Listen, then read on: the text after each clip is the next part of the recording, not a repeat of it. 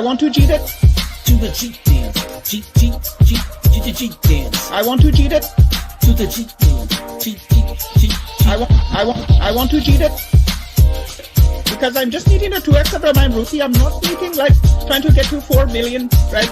I just need to get the 2x so that I can cheat it.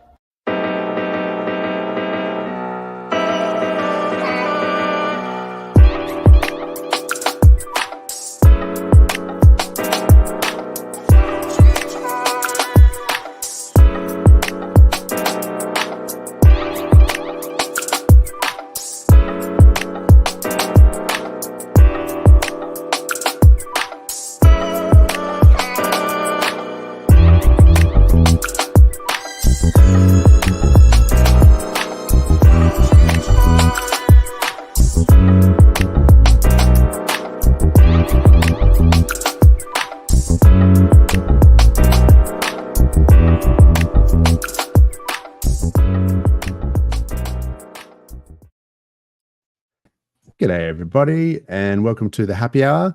G'day to True Blue and 43 OG. How are you guys going? Good, man. Loving it. That was funny. We all just needed 2x, don't we? That was gold. I was laughing at that one. That's the roller coaster. I just love how that guy's just got zero emotions when he's on that. Just like, so good. It's the crypto roller coaster, and we're here to pump our bags and get excited and have a beer. That's the way on a Friday afternoon.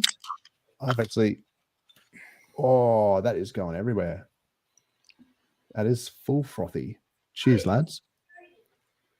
Very nice. Cheers. Oh, what is this? Yeah, I've got a this beer was literally left in my fridge by a friend. It's hazy as. It's a Gage Roads beer, so it's all right. Do you need to roll that one before you drink it? You know those beers that you need to roll, like the the old school things, and you cut your finger ripping the ring pull off. No, it's it's Gage Roads. It's a West Aussie beer. So, but anyway, good to see everyone in the chat, and g'day to the replay gang and to everyone. 43, your camera has frozen. It looks like you're just doing still showing us his camera. It's the perpetual Schweppes shill. All right, let me see. Maybe I'm just maybe come back out and come back in or something. Yep. And there you go. It's all fixed. How have you been, True Blue? Yeah, pretty good, man. Yeah, sitting tight. Just what more can we say really at the moment? Just sitting tight and watching everything unfold, and cruising along. I don't know. There's a few things happen this week, I guess, with there always is, man, out and stuff. But yeah, otherwise felt like a little bit of a quiet week. Other than that. Oh, really? Okay. I thought there was heaps going on, man. It's just like there's been lots of stuff happening. There was that 9mm token launch last night. Yep. I was like staying up, trying to get locked in, and but yeah, just like mucking around with obviously like small amounts of money, so it's no big deal.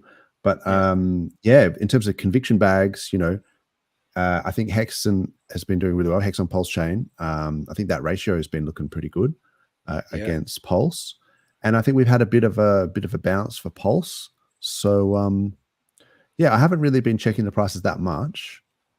It's been nice to see some green, that's for sure. It's been nice to see Hex closer to that 1 cent mark. Yeah, I'm not sure if it's past it or not, but it got close. It's just nice to see it at least there. Yeah. Like it's when it's below a cent, I don't feel great. Okay, yeah. Look, I mean, I just think of it as like crisis-tunity. It's that whole thing where, do you look at it as a crisis or do you look at it as opportunity? Like you can frame your own sort of so much opportunity. So much opportunity for so long. The opportunity has just been unbelievable. This tsunami of opportunity for fucking 3 years. Yeah. Unbelievable. It's basically like price is inversely proportional to opportunity. So as the price goes down, your opportunity just goes up. So it's like, oh yes, that's the correct. I mean, that's framing. if you believe it's going to go back up, right? Like I do. I just sort of look at like a long time frame sort of outlook, and then I sort of think, you know, if you think about what the guys sacked the Pulse, like the big whales, they got up to, I think it was a 2.5x, right? Yeah. So they were effectively buying like the best, like if you're putting in like whatever it was, tens of millions of dollars at the top sacks, they were getting that 2.5x multiplier. They were effectively buying it at 404. Yeah. You know what I mean? Like, so if everyone's just buying it at like a 1x multiplier, you're getting it 0001, but the best price you could have got was 404. Yeah. So somewhere between, even if you were like a substantial whale, like maybe you were getting like a 1.5 or a 2x or something like that, then your range might be around that sort of 405. So if you can buy in now at 405, you're effectively buying prices that you would have need to be in a pool with, you know, half a dozen Saudis and, you know, putting in 10 milli each. So from that point of view, you know, if you frame it that way, like in terms of like a, you know, trying to cope with that opportunity mindset, you're actually getting in, you're buying the prices that people only had access to if you were part of a large pool. Exactly. Yeah. And look, I think it's fair to say that part of the reason that we stream is because we do have a positive outlook on this, in this ecosystem. There is a lot going on behind the scenes, like, and I wouldn't blame the price action on like what's going on with the SEC entirely, but it's certainly, there is like no doubt in my mind that the SEC's action, its civil case, has an effect. There is an effect on the sentiment. So I just I look forward to seeing what happens a bit later in the year when in October, I believe there's something happening in court. There's a potential for it to be thrown out at that point, I believe. If it's on jurisdictional grounds. So let's see what happens in the future. But I think that the fundamental, like the contract, the Hex contract, for example, its fundamental utility from a digital asset perspective is that you have it and you have an option to completely limit your access to it, but in exchange for that, you can get more of it.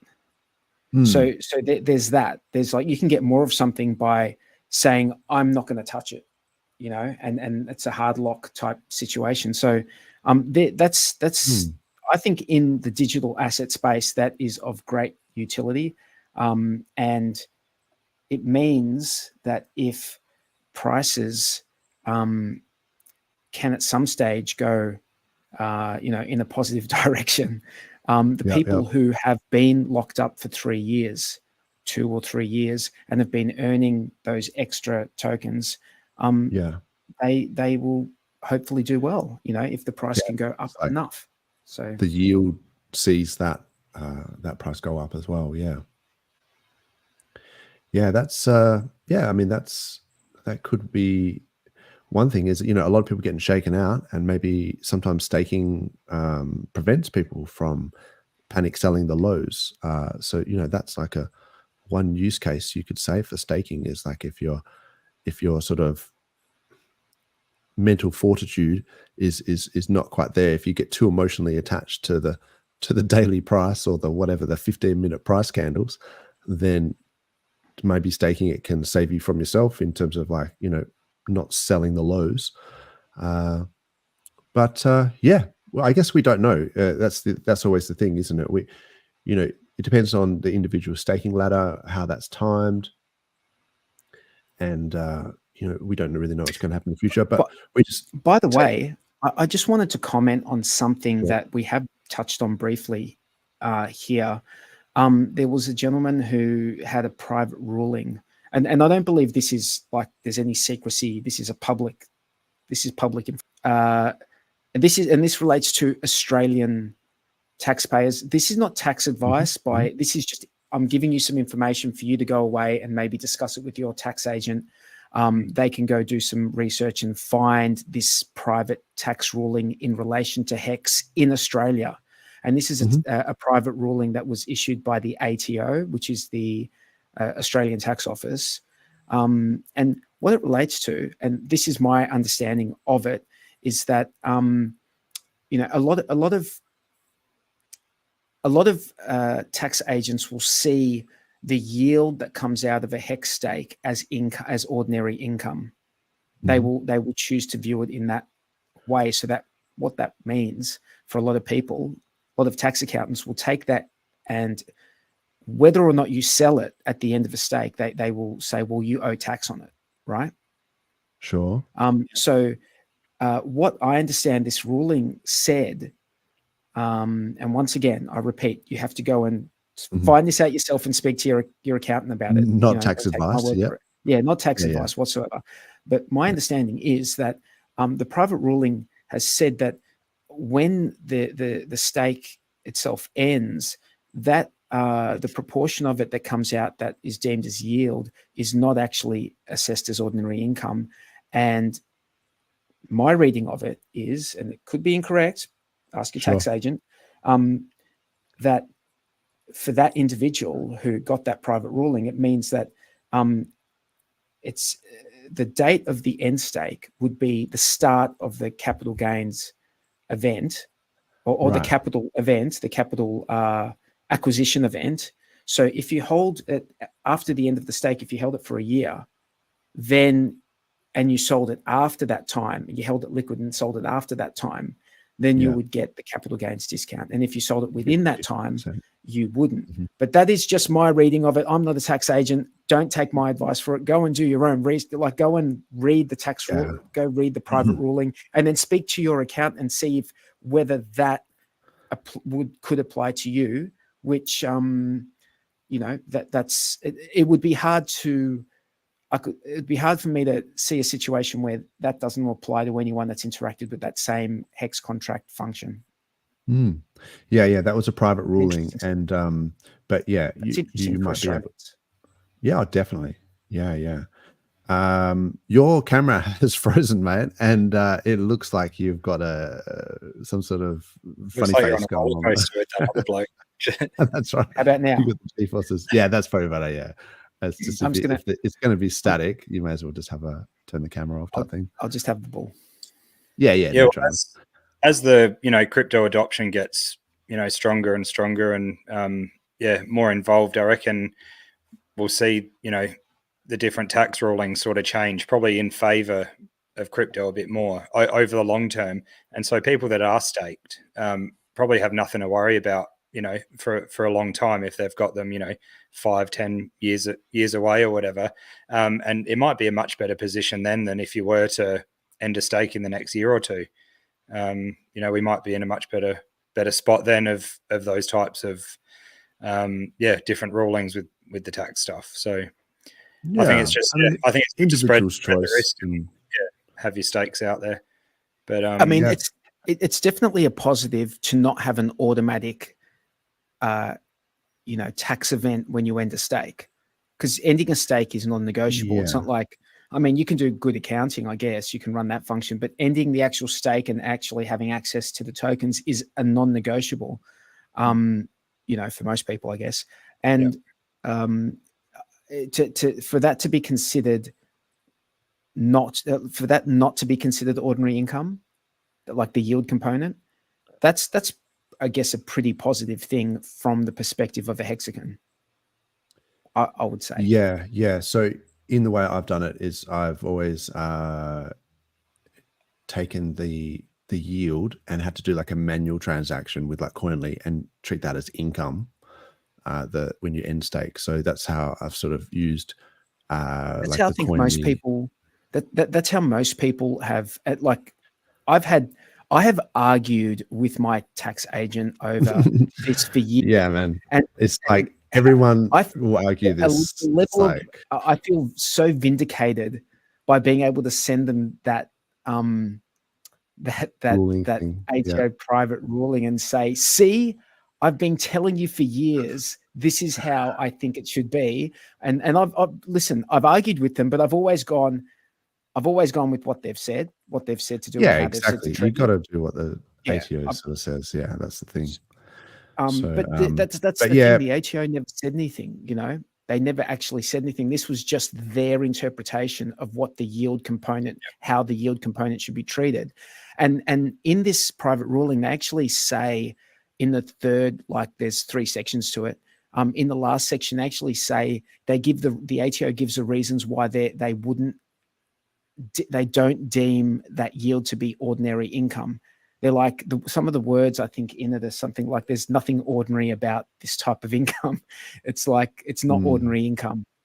So it's just interesting I understand. It's like they don't understand how it actually the Hex contract burns the tokens when you stake and then it mints them when you end stake, and it just thinks that you're adding them to a pool and then you're getting them back from the pool. And it's just it's and then you've got to treat that yield that you get as income. So, but yeah, I mean, we probably should not give any advice. So we'll just have to say the only advice I will give. I do want to give some advice is go find this ruling and speak to your tax accountant about it.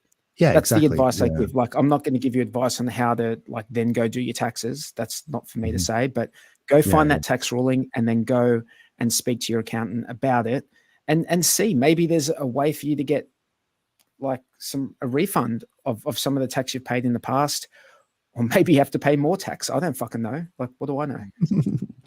Yeah. Maybe we should say hello to the chat here. So I feel like we're neglecting the chat.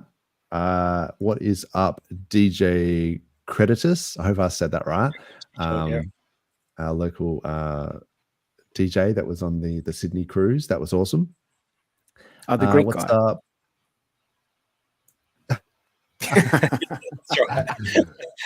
That's a joke from about 15 streams ago, man. So yeah that's funny. But, you have to be a regular to get that one. yeah, that's cool. No, he's a legend. So what's up? And that's you. That's me. Look out. I'm like, oh Jesus, so much chat. Is like it's one of the guys on the stream that's chatting. So no, there's 37 people watching. G'day to everyone out there.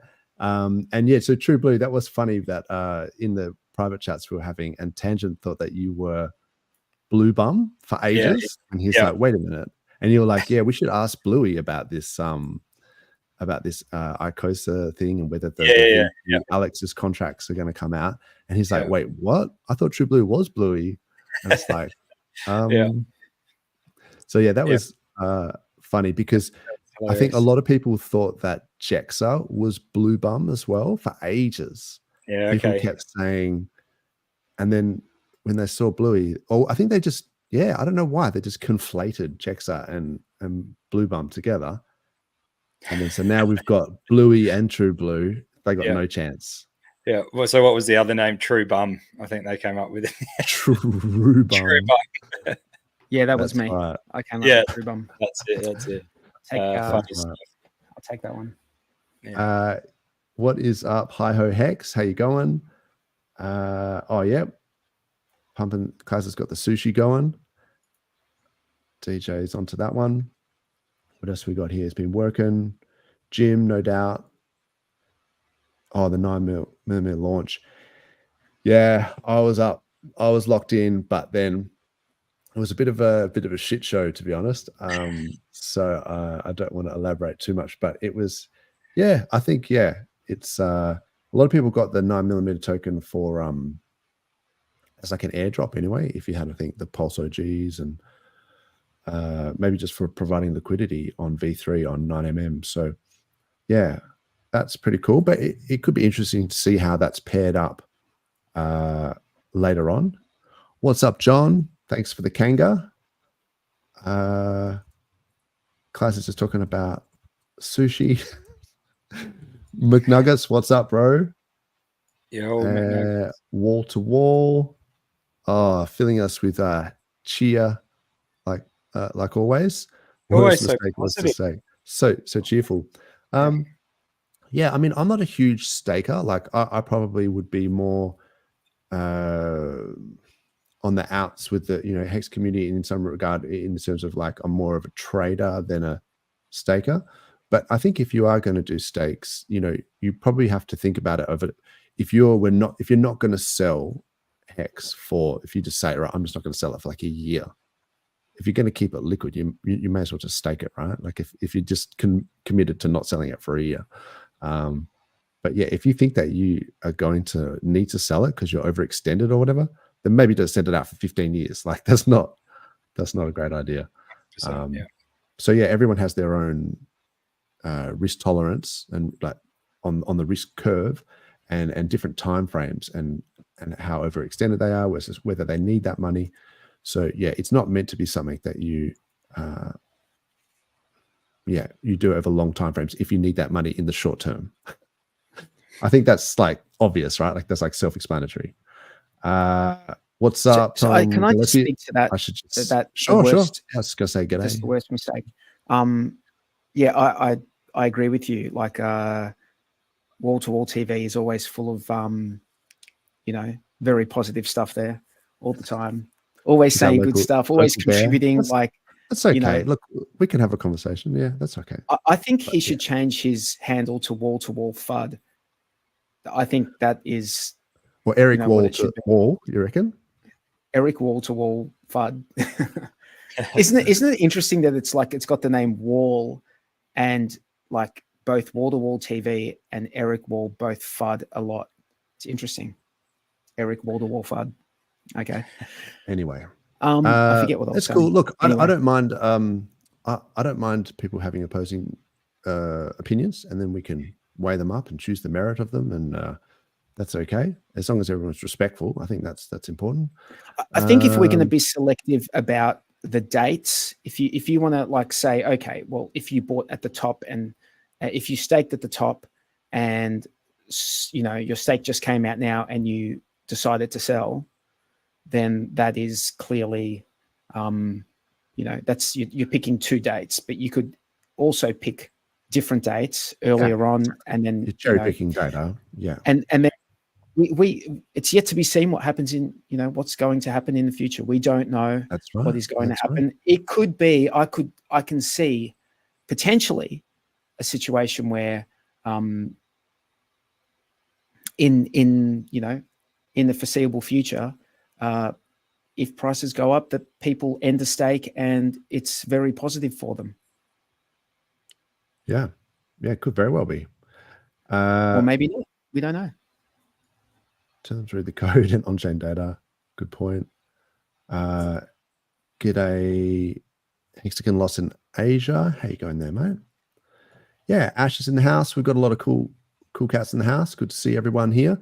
So yeah, but there's been some interesting things. What is it? Wookiee Jedi Pulse Crab. Why not? That's awesome. There's been a lot of things happening in this sort of political landscape and macro and things like that. And I feel like there's a little bit of a shift going on, particularly with Trump and all that stuff. Did you see all that? I think I've got a video of it here. Maybe I'll just play the video and then we can chat about it. So tell me if you put the thumbs up, maybe if you can hear that. Thank you for the statement. Yeah, with the goggles on. A lot of the smartest people in crypto are moving their businesses out of the U.S. because they're scared of the U.S.'s regulations. Because of the hostility. Correct. Yeah, crypto is moving out of the U.S. because of hostility toward crypto. Correct. So what are you going to do to stop it? Well, we'll stop it because I don't want that. I want that. If we're going to embrace it, we have to let them be here. Yes, sir.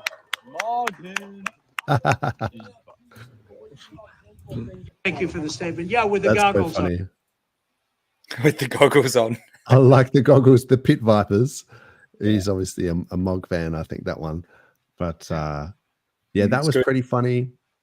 There was, I think, another one as well from the same thing. Let's see if I can pull that up real quick. They are against it. The Biden doesn't even know what it is. If you ask Biden, sir, are you for or against crypto? What's that? What the? Get me off the stage. He's saying, get me off the stage. No, he has no idea. But look, Gensler is very much against it. The Democrats are very much against it. And I say this, a lot of people are very much for it, probably a lot of the people in this group. And I'm fine with it. I want to make sure it's good and solid and everything else, but I'm good with it. And if you like crypto in any form, and it comes in a lot of different forms, if you're in favor of crypto, you better vote for Trump. They are against it. He runs these rallies well, doesn't he? He's a real, I don't know, like people person when he's talking in those regards. Whereas the other, he has general knowledge on lots of stuff. And obviously we know he's, understands a little bit about crypto, but yeah. I'm a little bit more skeptical. I'm a little bit, sorry. Yeah, I know what you're saying. I'm a little bit more skeptical though, because I don't necessarily agree with everything that Trump says. Like by a long stretch, it's just like, or any politician really. I'm a little bit disillusioned by politicians. But I think that what that sort of shows is that maybe that they see that there's a sector of the community that are into crypto. And he's just trying to glean votes. Like he's just literally just trying to say the right things so that people will vote for him. Absolutely. But if he follows through with it, maybe that could actually help us. So I'm kind of seeing a little bit behind what, their motives by just saying, oh yeah, let's just pander to a section of the community to get their vote. But it could be worse, right? Like it could be just like him saying, crypto's a scam and we're going to increase the regulation. So I'm really glad that at least someone is, going this way. So yeah, maybe Trump, if he does get in, might sack Gary Gensler. I don't know if he has the power to do that, but maybe there'd be some shake up at the SEC and in the way that it works. But yeah, that would be amazing to see. It would be. In some ways though, there's such a big movement with crypto, and yes, they can stop the exchanges and they can, put a harsh tax on it and stuff like that. But if we do end up, if that does happen and we're able to find a way to, use it as peer-to-peer and whatever in our own right and decentralized ways, that they're losing a lot, aren't they? So they're better off running with the movement and accommodating it somehow and as best as possible. So they can get the most out of it too. So yeah, I really think eventually the tide will turn. And hopefully they're with us. Yeah, it's just a matter of time before they sort of, the adoption sort of happens at the higher levels. I saw this that MasterCard. So this was a Watch a Guru thing, which I think has got some good links and things. But basically, they were saying that MasterCard, JP Morgan, Visa, Wells Fargo, and other top US banks are testing shared ledger technology for tokenized asset settlements. So tokenized assets and their shared ledger technology. So it might be like private blockchains, or it might be, their own blockchains and things like that. But there's some pretty big names that are kind of leaning into blockchain and tokenized assets. So that's pretty bullish for me. Like, you need that adoption. Some of these, the market caps and things of some of these industries are just tremendous. Like they're just out of control. So crypto just pales in terms of the amount of money invested in some of these other things. So if you can get these guys at least to participate in blockchain and tokenizing assets and whatever, at some point, you can see that sort of wealth transfer into maybe Bitcoin or Ethereum, and then, Ethereum. So it's like this, I guess, Hart's law, where the, things that are bonded will share the wealth transfer, I guess. It's actually kind of an interesting concept when you think about how you give something value, how you sort of create a meme coin out of thin air, and then you just go, well, if I pair it in a pool with wrapped Pulse, I've given it value, because its value is just the ratio of how many of those tokens are in that pool with respect to the tokens that have value. But Pulse's only has value because it's in a ratio with respect to wrapped ETH or DAI. And then, so if you kind of follow that thing down, you can kind of understand how things have value just as a ratio of the things that they're bonded with. So yeah, it's an interesting concept. And I think hopefully as more traditional finance starts to come in, we'll start to see a flow of that economic energy into crypto. Well, for that to happen, you do need to have, the politicians on side. And, one thing's for sure, I mean, just touching on what you said about, not having, that much faith in what politicians say or do. One thing's for sure, politicians, they will blow in the direction of the wind without doubt. If the wind's blowing one way or the wind changes, they will change. And we've actually seen that this week. A good example of that is we've had politicians this week in Australia talking about, people's right to refuse vaccines, when at the time of before, when things like AstraZeneca were being pushed on the unsuspecting public. Well, some of us suspecting, but were being pushed onto the public. They were out there saying it's safe and effective, and you should definitely take it. And now we see these same politicians coming out saying, "Oh no, it was the states. The states were in charge of it. It was their issue." So that just demonstrates that I think it's in their DNA to just blow with the wind. So right now, politicians who are against crypto could very well be for crypto in future if the wind changes direction. Yeah, 100%.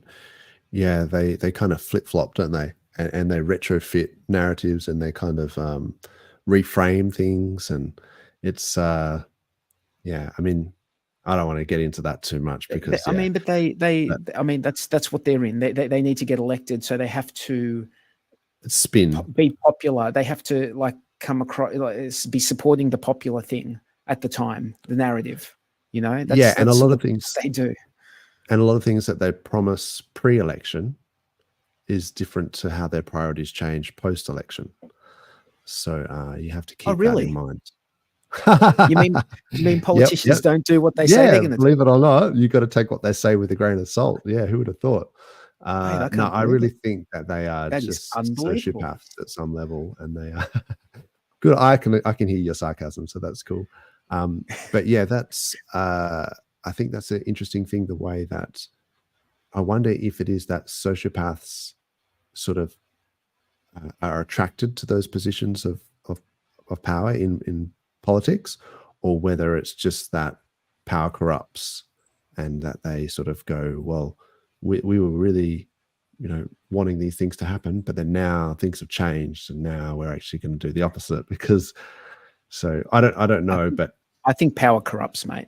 I think power, absolutely. You have to be a very special individual to get in. That's why they came up with democracy. That's why they came up with it, because there's very, very few people. You can have a benevolent dictator. It's possible. There are examples of it in history. However, they are few and far between, unfortunately. And I guess they came up with democracy as an idea, but unless we keep them on very short leashes, politicians tend to go off and do whatever they think is best, rather than representing the will of the people. Yeah, there needs to be some feedback, that's for sure. Otherwise, they're unchecked. That's never a good thing. But yeah, that's probably the same with any system. I've got an awesome idea. You always need feedback to get, in terms of a system, you need to make an optimum system successful. You need a great idea, feedback to see. Yeah, go ahead. I have a fantastic idea. You need to pay politicians more. First of all, I think they need to be paid more. That's the first idea. But I'm out. They I'm out. also hang on. No. Let me finish. That was the first part. So if you can swallow that, let me just give you the second part. And then we fit every single politician with like a device that gives them a really minuscule electric shock, right? Really, really tiny electric shock. And every voting individual in the country has the ability to send a very, very tiny electric shock. So that's not going to work. People are going to sit there just hammering that all day long. No, but think about this, right? If like 100,000 people do the shock, it has no, like, they could probably just live with that, no problem. They can sleep with it. But like, if half the country are just shocking one politician, right, then they can't sleep, they can't function, and maybe they just have to leave politics. You can't electrocute politicians, man. This is just like, yes, you can. Down this. Yes, you can, and we're going to do it. That's good to me. How do we sign up? I got a better idea. Right? You just Thanos half of the jobs, right? So you just cut, like you do the Vivek Ramaswamy thing where you just go, righto, we're going to cut. He was like 80%, wasn't he? Oh, well, maybe 80%, but I'm just saying, let's just call it 50-50, right? Guy. So you just Thanos them, 50% of them lose their job. And then it becomes more competitive, right? And then it's like, yeah, you can pay them more, but give them some sort of metrics that you have to sort of say, okay, well, how have you contributed positively to society? Show me how. And then you, with some objective metric that you can, and then just get them to sort of compete for that highest position, because it's just bloated. There's too many of them and they just wing it. They half them fall asleep in the bloody backbench and everything. And there's no consequence. You know, if that was a business, they would have been sacked. So, yeah, it would be relatively easy to sort out without electrocution, is what I'm saying. Dude, I reckon electrocution is like a good idea for some of these people. What about if they fall asleep in the backbench during Parliament? Then they get electrocuted. Shock them. That's fair game. What was that game? There was a game. Do you remember that game? You used to like the electric shock game. I forget what was that game. Not like Operation or something where it buzzes. Or you mean? No, not the buzzer. There was a game where you actually got like a shock. Like it had 9-volt batteries in it or something. And yeah. That's an old memory, man. That was old. That was back when, like, you could get away with all sorts of stuff in the 90s or 80s or whatever. Is there anything else? Crypto Class wants to like use Russian tactics on Gensler. Oh God. I think I've missed a bunch of the stuff. The question is, who's going to apply? Here. Who's going to apply that? They all kind of suck. I think free speech has got a good point here. They all kind of suck. That's the thing, isn't it?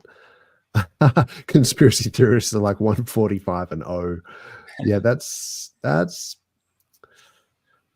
kind of true. And then it's like, oh, by the way, they're fully used aliens. Yeah, we were just, the whole thing. We'd be like, yeah, we know, bro. Like, you lied about everything else now. Everything interesting go to Pauline Hanson. Oh, their politics are so bad that, I don't know. I mean, people tend to do what's in their best interest, right? So people tend to just vote for whoever they think is going to give them the best outcome, like financially. That's what I think it boils down to. I agree with that wholeheartedly. And I think most people think about their hip pocket.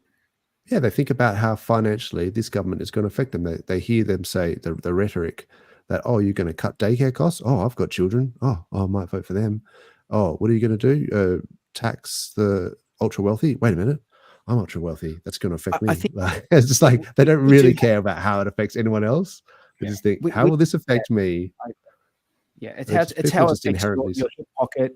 And like for example, we've got tax cuts coming through on the 1st of July in Australia, and those tax cuts basically will apply to anyone earning up to $150,000 a year. Which in US dollars is about, what is that? About $100,000 US dollars. Yeah, but I think most people in Australia are probably earning between maybe 70 and 120, like in that range. Like the average, yeah. I think that's sort of like in the bell curve distribution. That's what most people are earning. So all those people are going to get like good tax cuts. I wonder what that's going to do for, I wonder whether that's going to have an effect on inflation at all. Like there's going to be more money in the system from the 1st of July. People are going to have more spendable income, more disposable income as of the 1st of. Will they just be paying down debts, or will they go out and spend the money? Like, what's going to happen? And is that going to have an effect on, what the Reserve Bank of Australia does with interest rates? Yeah, it is interesting to think whether we will follow the US in terms of when they start cutting rates, then we'll start cutting, or whether we'll preempt the cuts. But inflation is crazy. And when you start looking at inflation adjusted values of anything, then you start to see its real value. It's like when you look at like a meme coin on PulseChain and you're sort of going, oh, wow, this, meme coin's either been doing really well or really bad. And then you price it in Rat Pulse and you kind of go, oh, it's doing like it's gone up like 5% or down 5%, but you could literally have just been holding Pulse. So it's like the ratio. So when you think of like an asset or something, like even like real estate or whatever, and you kind of go, oh, okay, 7% linear growth over 10 years is a doubling. So if you bought a house in 2014 for 500 grand, 10 years later, it's $1 million, that's it's compounded in value. That's compounded. Yeah. So that's 7% per annum compounded over 10 years. That's just like a rule of thumb thing. So it's like a doubling. But then, so you go, oh, wow, my 500K is now $1 million. But then hang on, what's inflation? So if you could argue that inflation is somewhere between 5 and 7% maybe. So once you adjust it for inflation, it's not that great in terms of the actual, you've got more dollars, but then those dollars have got less purchasing power. 100%. So in terms of what they can buy, you're not that much off, but also your debt, I guess, is the thing, is that your debt is priced in the dollars of that time. So if you can pay it off with tenants, like if you've got multiple investment houses and then you can pay off those houses with the rental income, then that debt is based in like the dollar's worth of when you bought the house. So that's pretty much the only way that sort of works. But yeah, inflation, you have to take into account, the inflation adjusted value of some of your investments. And then you realize that they actually haven't done as well as they, as you think they may have. Yeah. Klaus is making some funny jokes. Tickety flick. Flickety flick. Tickety flick. No comment. Homemade dumplings. Ooh, love dumplings. Yum. Bro, don't make me hungry now. What else is going on? For Labour, for the first time, Anna regretted it. If it makes you feel any better, Ash, it probably made no difference. Yep. Like, you know what I mean? Like, I actually regret signing up, like registering to vote. So, yeah. Yeah, it's an argument that can be made both ways, because if you don't vote at all and you opt out of the system, well, then you can't really complain about the system either. Yeah. But if you vote for one and you think that they're going to do something, and then you realize that if the other one had gotten power, they probably would have done the same thing anyway, and it kind of makes no difference. And then you realize it's just a popularity contest. So, and they're going to do what they do. I'm starting to think that, because I've voted for everyone. I've voted for left, the right, everyone. I've never been like just vote for one. But I'm starting to think I just need to vote for the people like I think where it matters most is probably in the Senate, and to vote for like the ones who are more on the fringe, who can potentially have a balance of power in the Senate, and then everything has to sort of go their way for anything to pass. And I'm starting to think maybe that is the play. That is the play. Just vote for the ones who are like, for example, the ones who are against the digital ID, because Labor and Liberal are both for it. So I guess in the Senate it wouldn't matter because it would pass anyway. But like anything else, you know, usually they should be, one side should be against it, because that's what system we're supposed to have. We're supposed to have a system where one party is for something and the other party is against it. Yeah. 100%. Yeah, free speech makes some good points. And yeah, wages are not increasing with that rate of inflation. That's also an important thing, because you know, people kind of look at inflation and they kind of go, well, the interest rates were, you know, 18% back in the, you know, late 80s or whatever. And it's like, yeah, but your house costs like 2 pumpkins and a, you know, whatever, like 50 grand or whatever. So it's like, it was like 80% of a pumpkin is not much. It's like your wage, your income was like 25 or 20% of a house. Yeah. I mean, I'm just mucking around, but if you look at like that ratio of your actually income what it was versus back your, then. Yeah. People's wages were like 20% of a house back then, and now people's wages are like a 20th of a house.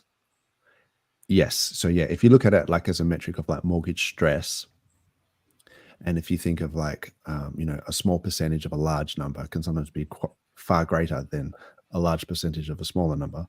It's almost equivalent now in terms of mortgage stress from like a, you know, income per versus mortgage than it was back when the interest rates were at 18% anyway. Do you think it's going to come back? Do you think that ratio between wages earned, like the average wage, and house prices will come back in future? I mean, because clearly the money printing goes into in Australia, all the money printing ends up in the housing market, like in the residential housing market. Because just look at the residential housing prices over the last 30 years. Just look at them. But see, some of that is like migration as well. So when there was lots of lockdowns and border stuff, that, you know, there was no real migration going on. And then say, well, particularly in my state, now that there's open borders, we've got a lot more influx of people, then there's a lot more economic energy, I guess, in a sense. And the demand for housing is high, but the supply stayed the same. So that's made a huge bubble in our real estate at the moment.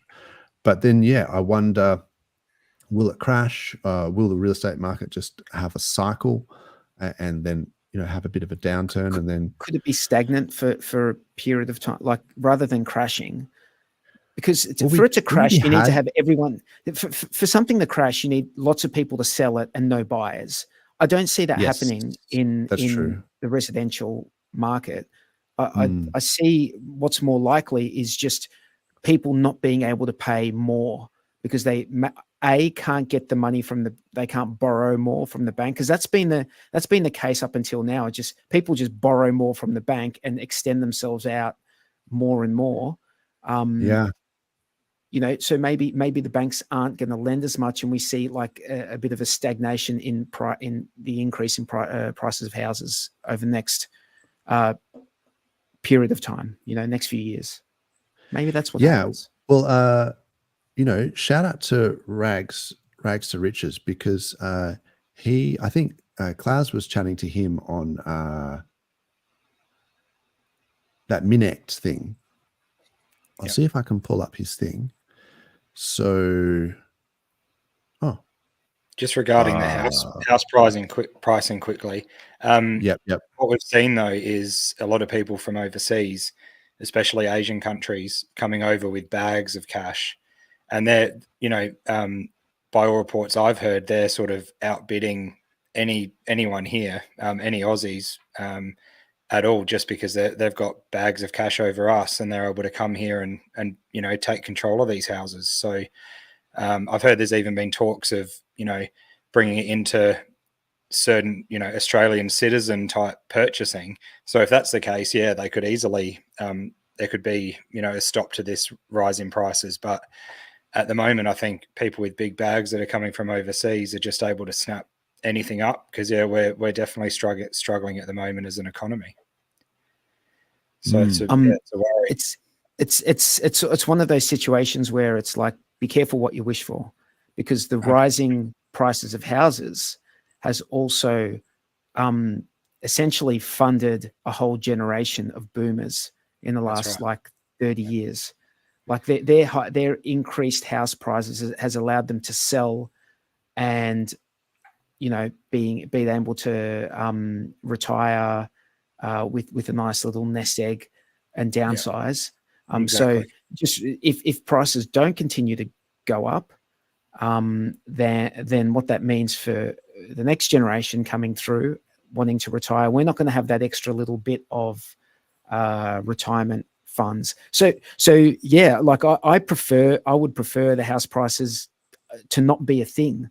I would like my kids to be able to afford a home. I would prefer that over looking forward to my house as being my retirement fund, if that makes sense.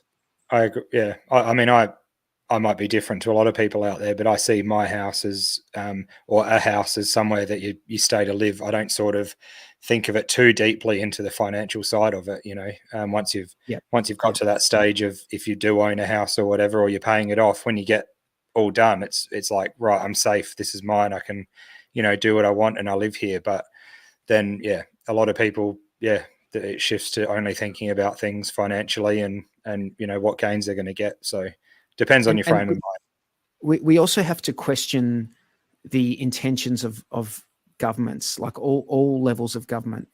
So for example, state governments enjoy prices going up because they get stamp duty every time the house is or property is sold.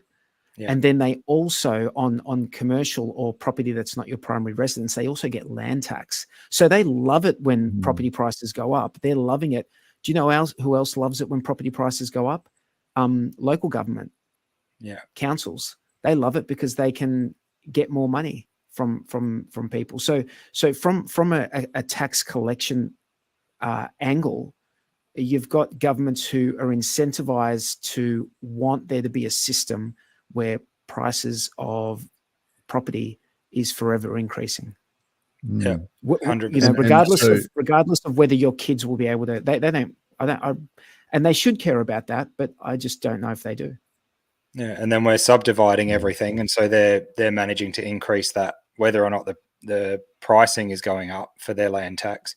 They're getting multiples on it because everything's getting subdivided too. So they're rolling it in. Yeah, it's pretty crazy. And then if you think about, you know, all those governments and sub-governments, counts and things like that, they're all making money, but then also it's inflating so much. But yeah, I wonder if they're not going to have to turn on the money printers again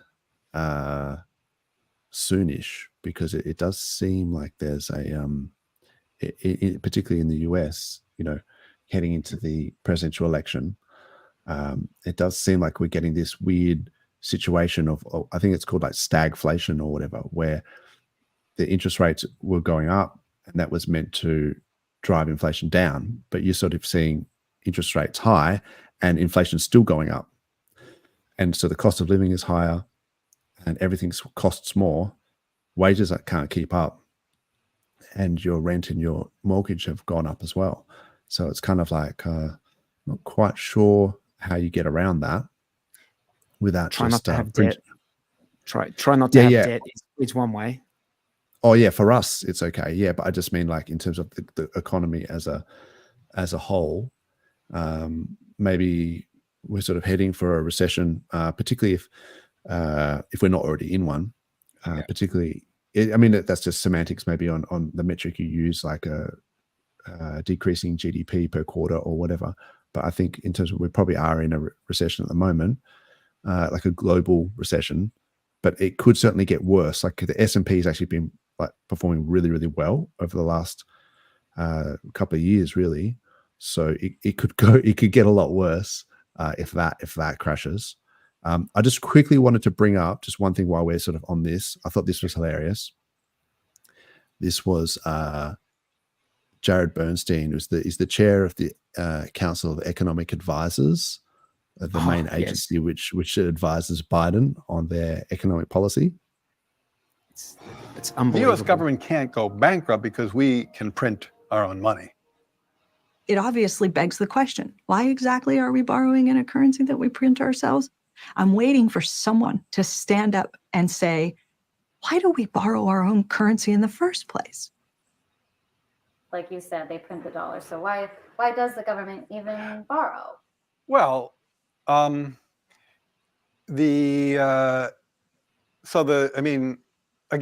some of this stuff gets, some of the language that some of the language and concepts are just confusing. I mean, the government definitely prints money, and it definitely lends that money, which is why the government definitely prints money, and then it lends that money by selling bonds. Is that what they do? They sell bonds. Yeah, they sell bonds, right? Because they sell bonds and people buy the bonds and lend them the money. Yeah. So a lot of times, at least to my ear with MMT, the language and the concepts can be kind of unnecessarily confusing, but there is no question that the government prints money and then it uses that money to I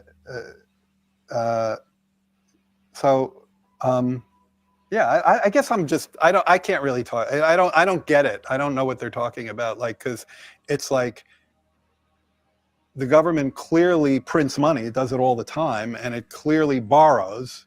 Otherwise, we wouldn't be having this debt and deficit conversation. So I don't think there's anything confusing there. Apart from the fact that he just leaves out the central bank in the process completely. That's hard to watch, yeah. What about the central bank buying up treasury bonds? Hey, what about that? Yeah. And actually being the one who's creating the vast majority of the money.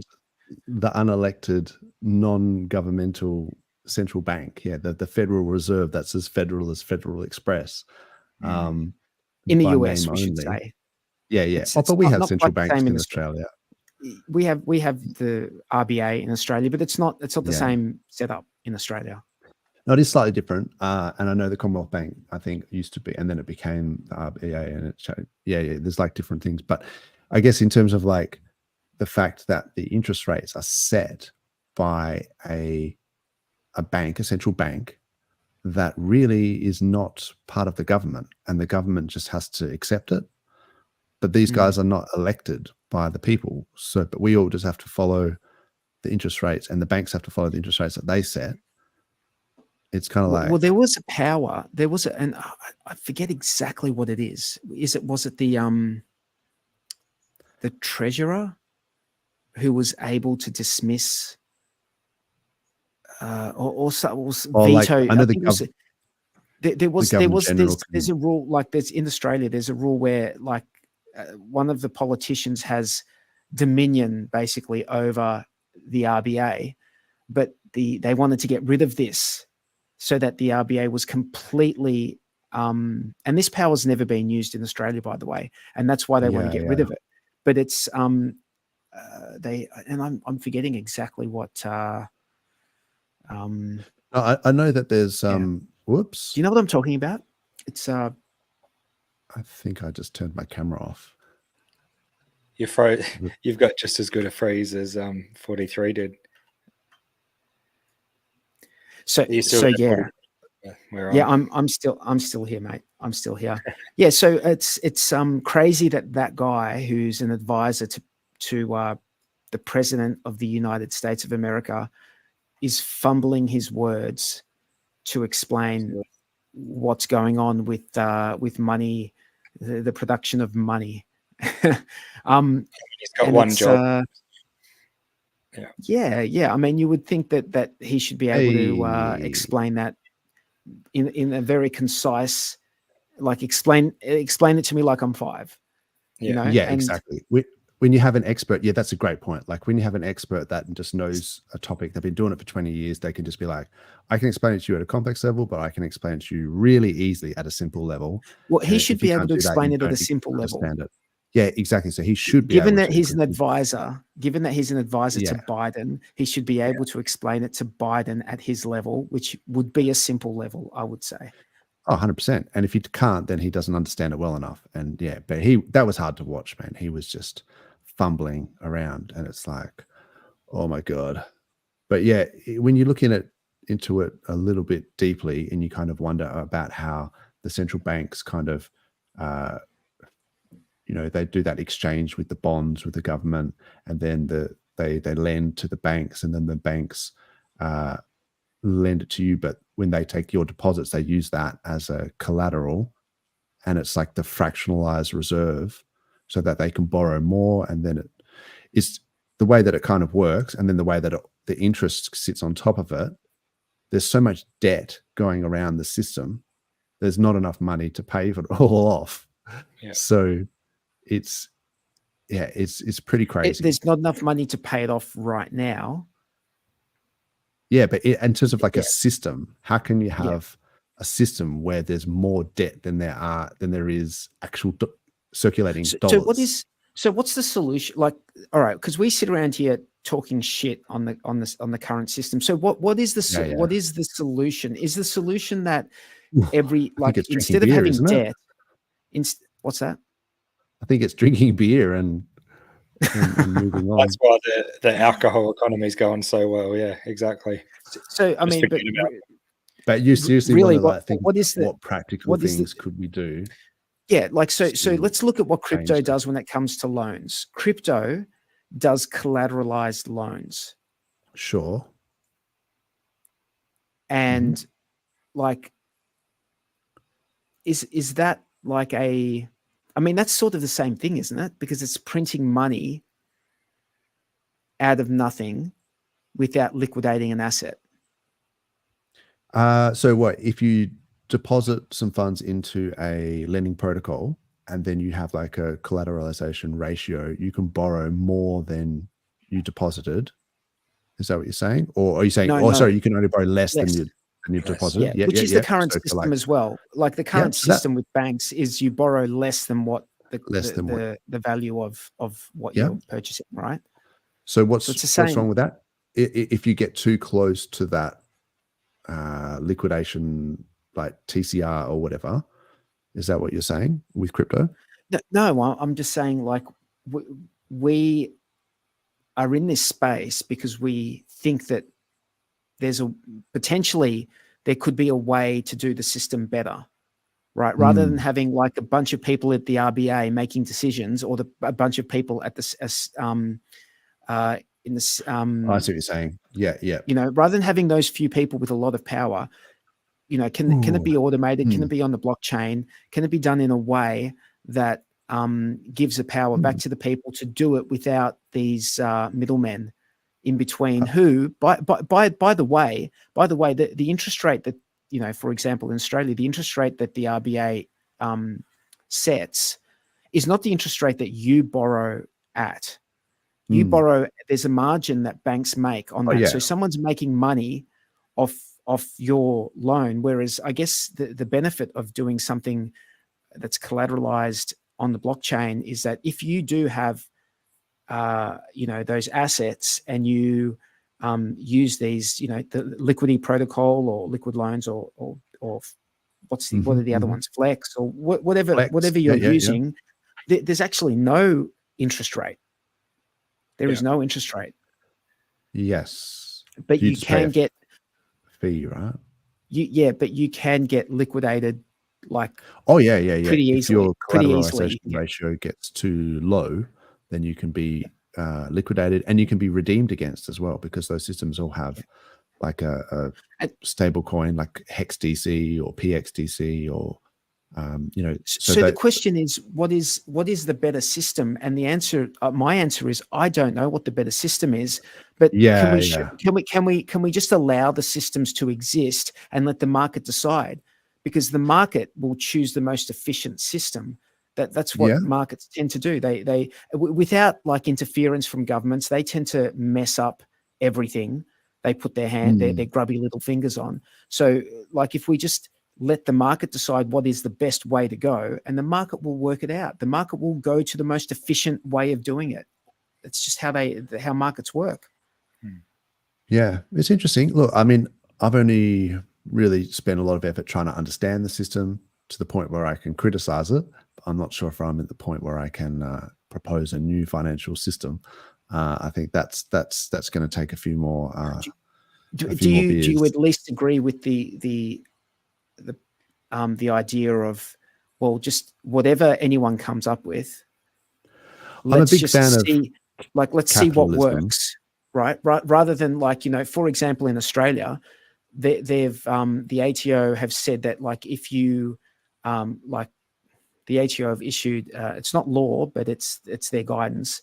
They've said something along the lines of, you know, if it's a loan, when you make that loan, that's like income, right? Yes. So if they have rules like that, then the ATO is actually stifling the competitive nature of the market, right? Because what you want is the market to be competitive, so that banks have to pull their socks up, the central bank socks up, and then they have to compete with people in crypto who can just get money out of the system by doing. Do you know what I mean? Like, yeah, I do. I like that idea that you can tokenize an asset, or you can have assets that you can take a loan against, and that those loans are tax free. I like that idea, because it seems like that's how they do it in legacy finance, where, you know, Elon Musk might not want to sell X amount of Tesla stock, but he can take a loan against them and things like that. So, or however, you know, you can take a loan against assets. You don't have to sell them. And then as long as you can refurbish that loan, then you don't have to pay effectively the capital gains tax on that sale. So yeah, I like that idea. And I think that would be great if we could do that in crypto. And it's a shame that the ATO have kind of have that stance.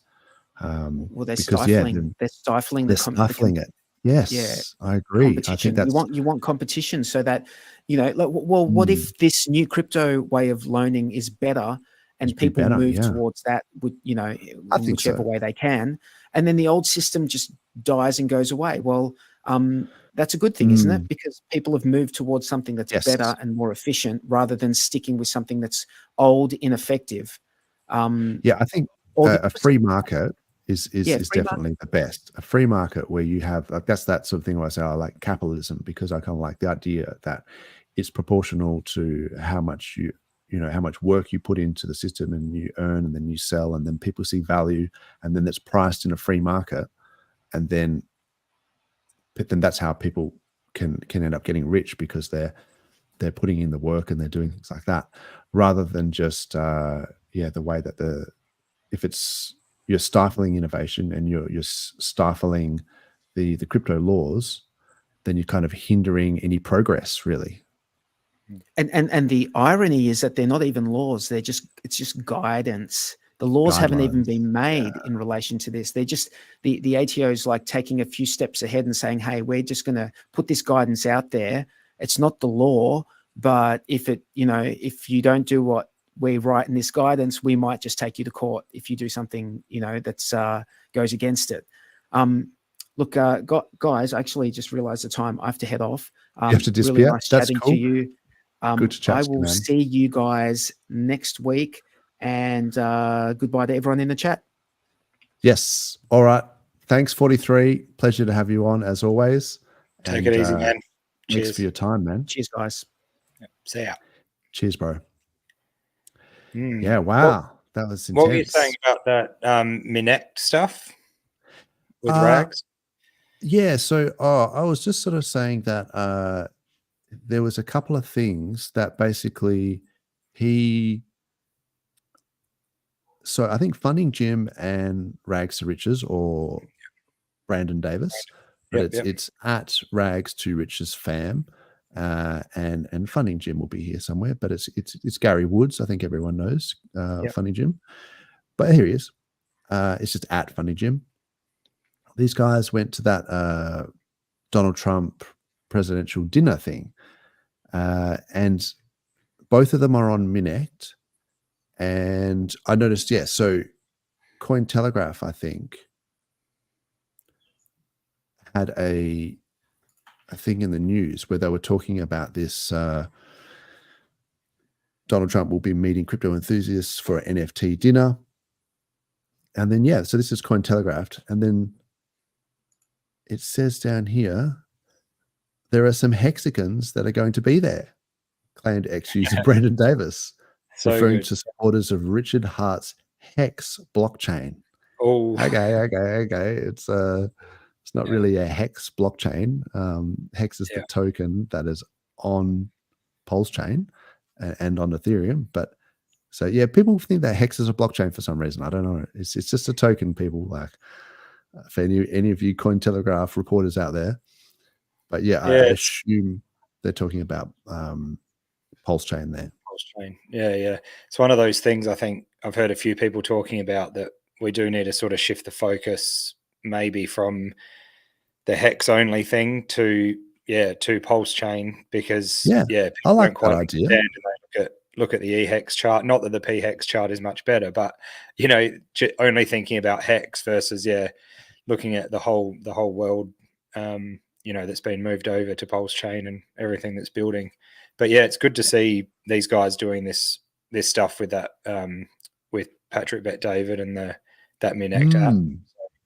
So the cool thing is with this is you can just ask them questions. Like Claire's asked Brandon a question and Funding Jim, and I think even Brother KG. It's like you can just literally just ask these people detailed questions about what they think is going on with the economy, or where things are heading, this and that, and then they just give you a detailed voice message response.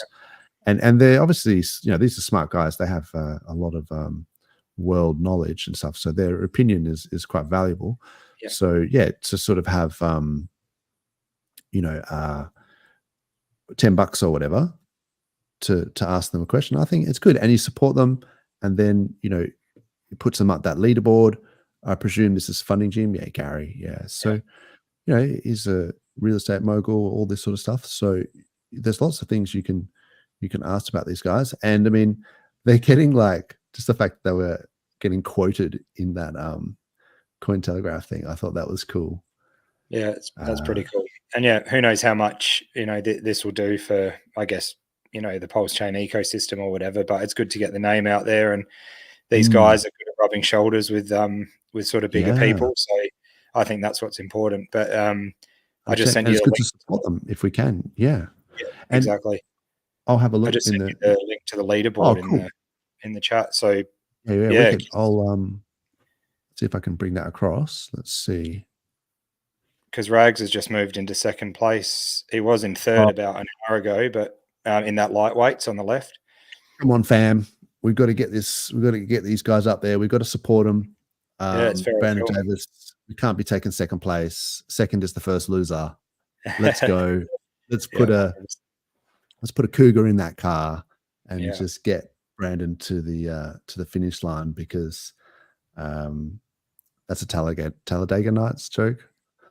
But it would be great to see Brandon and Gary 1 and 2 on the podium.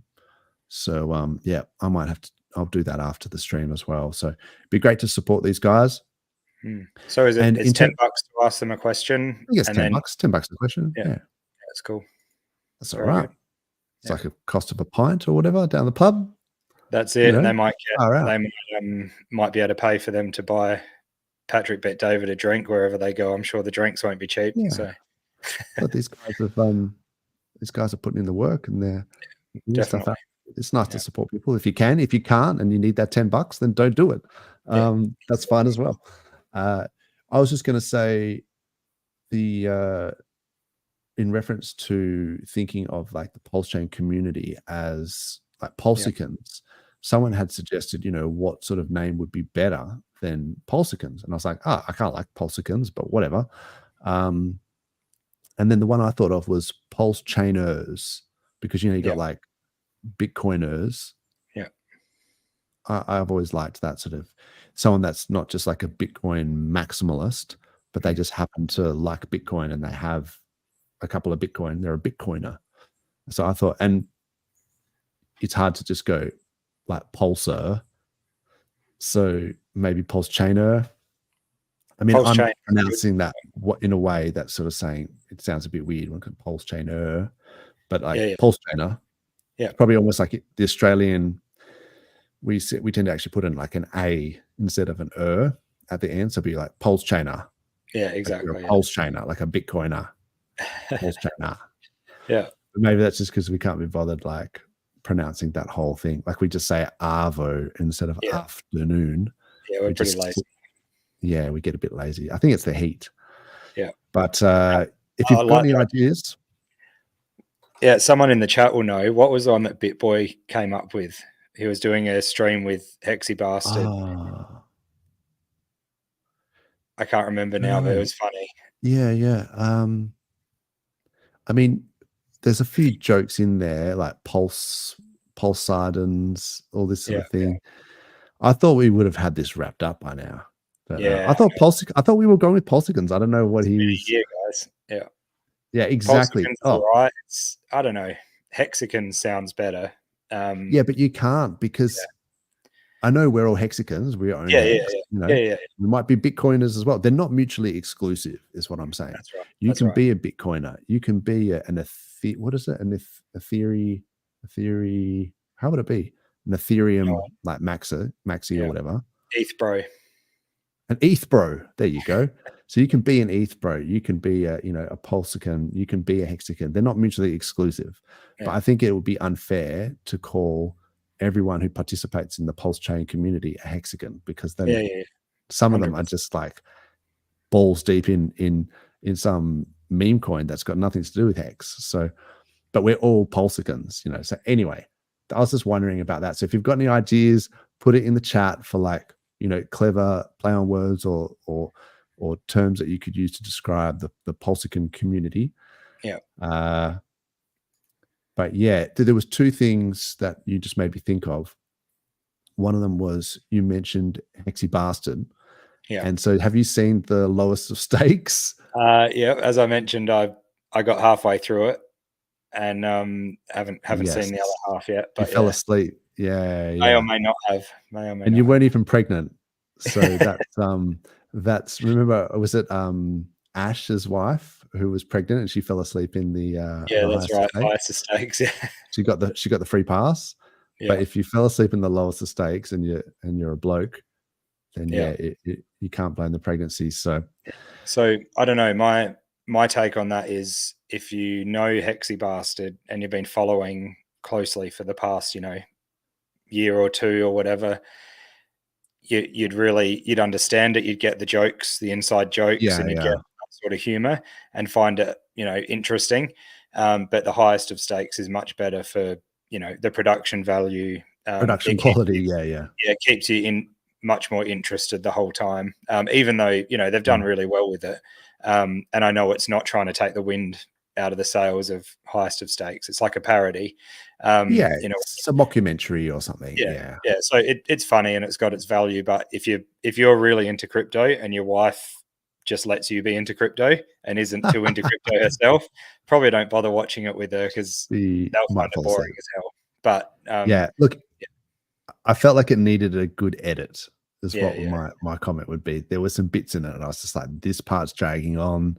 This guy's talking for too long." Like, I mean, it's easy to say from the armchair. I'm no expert anyway, and probably people would say the same thing about our streams. They'd be like, "Edit that shit out. This guy's talking. His Dozza's just ranting about the government again. Just cut that shit out." Like, and that's fair. Like, you don't have to, sit through the whole thing. But I thought there was.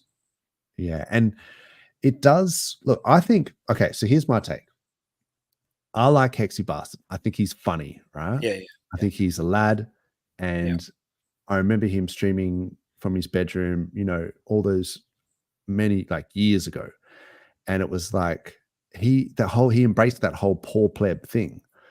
And I think it's great that he had a meme coin, but I have to kind of say I'm sure we get along with him well, have a beer and all this sort of stuff. Definitely. But I have to kind of think, if you're raising that much money for a meme coin, where does the money go? Where does the ETH go? But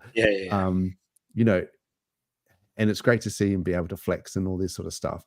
But those ERC20 contracts are, you know, open Zeppelin contracts. You can just fork them. They're free. And then so what utility does it have? Like, how do you, I mean, you have to get a dev to do certain things. You got to pay them.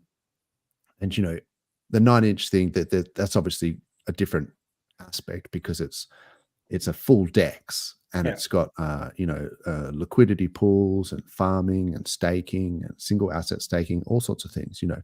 But the Poor Player meme coin, because I think that's actually what the documentary was more about, was him just launching that meme coin. It is a lot of money to get for effectively like just a meme coin. But yeah, maybe in the future that people will do well for that. But yeah, if they're not getting their value out of the SAC, I guess you can make that argument against nearly all of the SACs that we've had, though. That's it. You know, that they've been negative. So maybe maybe it's just like we've learned our lesson. For me, it's just like maybe there's no more SACs, you know. So exactly. Anyway, that's just like I have to be real and kind of go, I like him. He seems like a nice guy, but for sure, that part of it, when I was watching it, I'm kind of going, even they are kind of saying, how come there's so much money coming for this meme coin? And they're just like, I don't know, like it's crazy. But that's also like bull market as well. Like maybe people would just there was a lot of hype around sacrifice phases then too. Everyone thought that was getting in early, and we've now learned, you know, and we see the what the market's decided, which is when you receive your sacrifice, dump it. Seems to be what the goal is in a bear market. Yeah, but see, that's the thing is, I remember in the bull markets, we used to just watch streams after streams. We'd watch one channel, and then that stream would finish, and then everyone would raid the next stream, and we would just throw in super chats every stream, just super chatting everyone, just like bam, bam, bam. Like some of them like decent money, like just super chatting, because it was just crazy, man. Like the amount of money that was going around back then.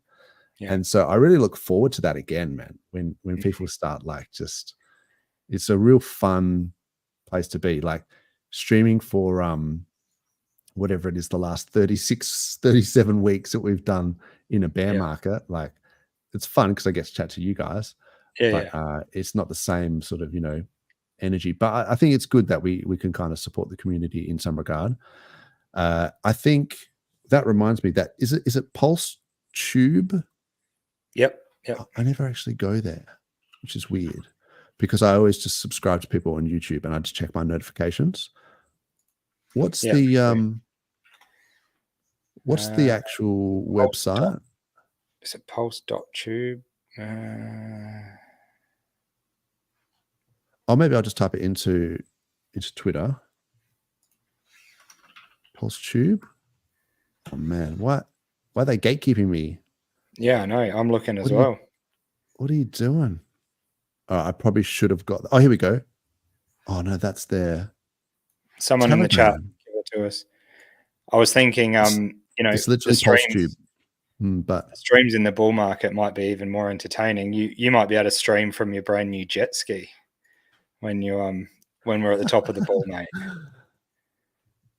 When we get that jet ski money, when we get finally get the 2x, that's when you know to sell. When you see me streaming from a jet ski, that's like a top signal. I'm just sitting there, can't talk right now, guys. Just whatever you do, don't cheat the chart, and that's a sign that you should cheat.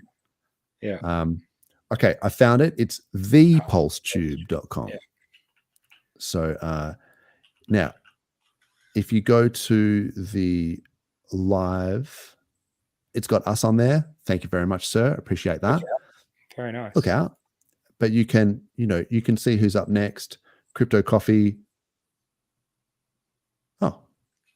In 20 hours. Yeah. And we've got the conference. So that's definitely going to be the next big thing is shout out to Matty Allen, who's running the PulseChain conference. So the 1 year anniversary. You can go straight to Matty Allen's channel and like and subscribe, all that stuff. please like and subscribe for us as well. We always appreciate that.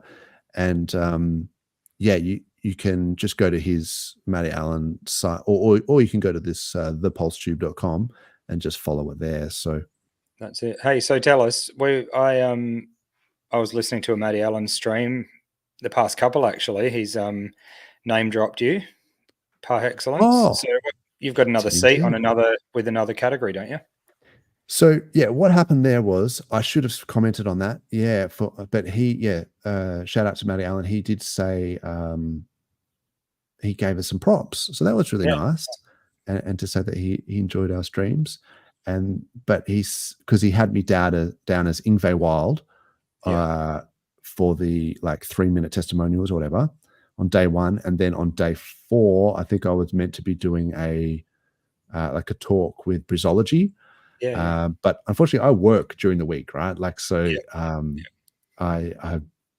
I work, so I'm at work, so I can't stream on those days. So I said I can do Sunday morning, which I think is going to be 7 a.m. my time. Lovely. Which is going to be interesting. So because I've been staying up trying to get locked in for this 9mm drop, and then now I'm going to be doing the opposite and getting up at 6 a.m. No, it sounded like a good group of people though. I can't remember now who he was saying we're with, but I think I'm going to be with Crypto Coffee. Oh no, sorry. Who was it? It was Crypto 7. It was Crypto 7. Yeah. Crypto 7 and Korean Stylist, I think it is. Oh, Crypto Stylist. Yeah. Crypto Stylist, I think, something like that. Yeah. And there was someone else. Oh, I cool. can't really remember. But yeah, she's awesome. And obviously Crypto 7 is really cool. Sure. So yeah, I always like watching 7 streams, and he's been putting in the hard yards, so shout out to him. I was going to say, is there anyone that wants to give us a token and we can have a look at the charts just quickly before we wrap it up? Put the token ticker in the chat, and then we can have a quick look and just sort of see if it's how it's traveling. Retrostatic is in the house. Retrostatic, have another drink. Doza and check out. Thanks very much. Good night to you. Thanks for joining us. Canitos, Yvonne said. Oh, okay. Base radiance is shocking. How have I missed all of this chat? Oh, that was when 43 left. Yeah. We've been chatting. Yeah. Sorry for not reading the chat, but yeah, Jay Everything, what's up? Check out his music. It's really cool. But yeah, there's a lot of okay. So yeah, Nick was talking about that Article 12. Okay. Thank you, Nick. We appreciate your input. You're all degens because we bought crypto, even BTC. I don't know, man. I'm feeling like BTC is getting more normalized. Like people are kind of like, oh, you're into crypto? Oh, yeah. I like Bitcoin as well. And you're like, Bitcoin? I didn't say Bitcoin. Yeah, people see Bitcoin, call it Bitcoin. It's like the whole category of crypto still. So that just shows we're not there yet. So, but it does sort of show that it's being normalized a little bit. So what was base radiance? Oh, PulseChains. Dick with butt. So I'm not sure if that's he wants me to check out the chart. I'm happy. No. That was him talking about what, Pulsicans or whatever, what we should be called. Yeah. I hope no one got a Pulsican tat. That's funny. And we just change it to PulseChainers or Pulsesiders. Pulsicanitos. Pulsators, you can go that way, but Clintrons, what's up? Yeah, I guess it doesn't really matter. Oh, here we go. Someone suggested we have a look at the Gifford token. All right, I'm going to do the show me what you got. Show me some tickers if you like, and we're just going to quickly rapid fire look at the charts. I think this is the last time I'm going to do this video because it's starting to not be funny anymore. Where is it? Do it. Or maybe I've deleted it already. Oh no, here it is. Show me what you got. You heard them. That's not that. Show me what you got. There you go. Nice. Show me your tickers. Let's have a look. Let's pull it up. So yeah, I kind of like this idea because I wanted people to engage in the streams, but I also like the idea that if people want to comment after the stream, like shout out Replay Gang, then they can put in tickers and we can look at it, and it's engagement, right, as well. So it's not just about like shilling random tokens. It's about just trying to engage people. Yeah, we like the chat being involved and engaged like that. It's so good. It keeps us going and gives us more to talk about, even if it's Eric Wall TV having a dig. It's all good. We love it. And it's like, if you don't like meme coins, then just switch off. Like, that's okay. But I'm not always going to be talking about meme coins. Last week, I think I was plotting Ethereum. And in fact, I might even do that again just because I'm interested to see how it's looking. But just quickly, look at this pulse chart. I didn't realize, but this is on the daily. Look at this. Higher low. Can you dig it? Yeah, let's keep going. So I know that is not much to see, but they are low. They are. That is the biggest group. That is the higher low there. But there is a little W there, and it is slightly higher. And that's closed, right? And more the W rather yeah, it's got the W. But I'm just wondering, like, it's, you know, it is hopefully forming a bottom here, and that could be a capitulation wick, you know. And if we can bust above this next fib line, the 61.8, and then retest it, that would be cool. So anyway, I got slightly distracted there. Doesn't it? Opportunity, that's right. Opportunity versus price. Yeah, and that's it. They're inversely proportional. And so I also wanted to just check out the hex pulse ratio if I price it in pulse, right? Because remember, we saw that thing where we were saying that there's this massive downtrend, and then it was accumulating around this 100 pulse per hex, and then it sort of just broke out and just went crazy. And then I was saying, you know, the next stop is 140 pulse per hex, because I was saying that that was like a resistance on the daily. Which, exactly. Yeah, and then look at this shit. Perfect retest. Yeah, so nice. I mean, well done. Very good. I plotted that shit a long time ago, and I was sort of going, you know, look at it rolling over. I like commenting and shit like here, like this, like last year, going, oh, look, the ratio is rolling over. I don't know what's going on. And then it just went into that downtrend, and I'm like, it's going down, and it doesn't seem to be getting out of it. And then there was this little accumulation thing, busted out of it. I thought, oh, I wonder if it is going to retest that as support. And it did. 156 pulse per hex now.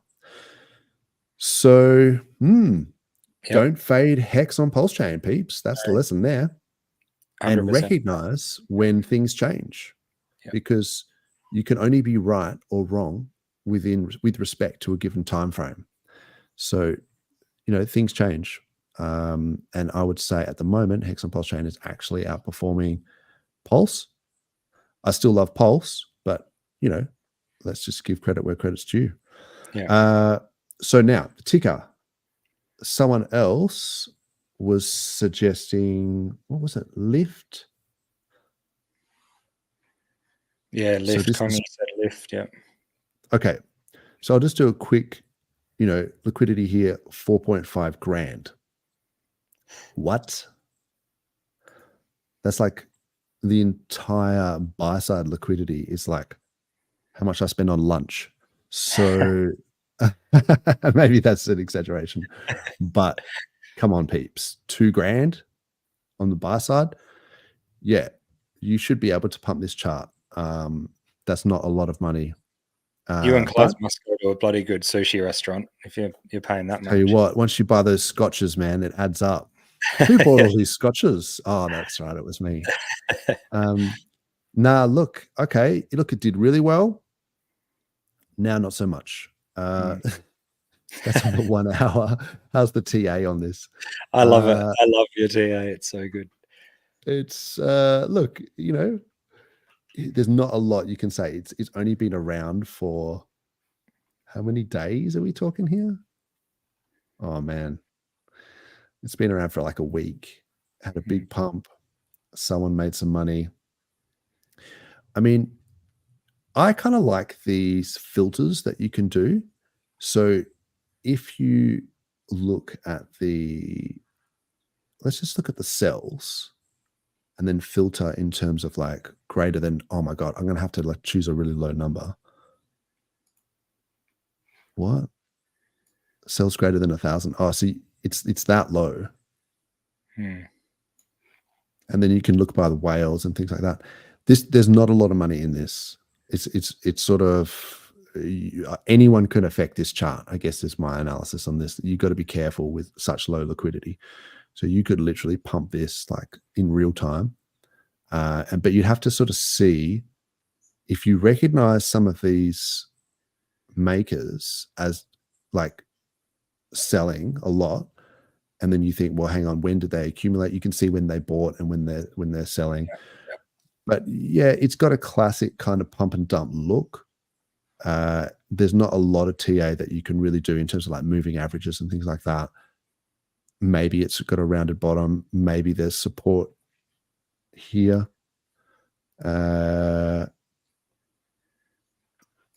Support / resistance. So it's right hugging that right now. Yeah. Yeah.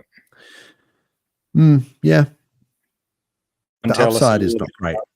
The upside is not great because you can only get $2,000 out of this, like as a maximum. So, all right, let's move on. Oh, it's Paralyzed Hexagon's coin apparently. Brizology, what's up, Brizology?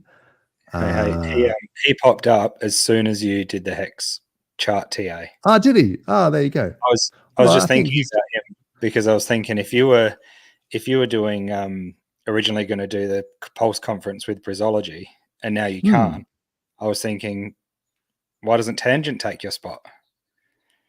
Oh, come on now. It'd be good. We don't need the drama, man. I'm an anti-drama. It's all about engagement. No, I'm joking. I love both of them. It was a good show.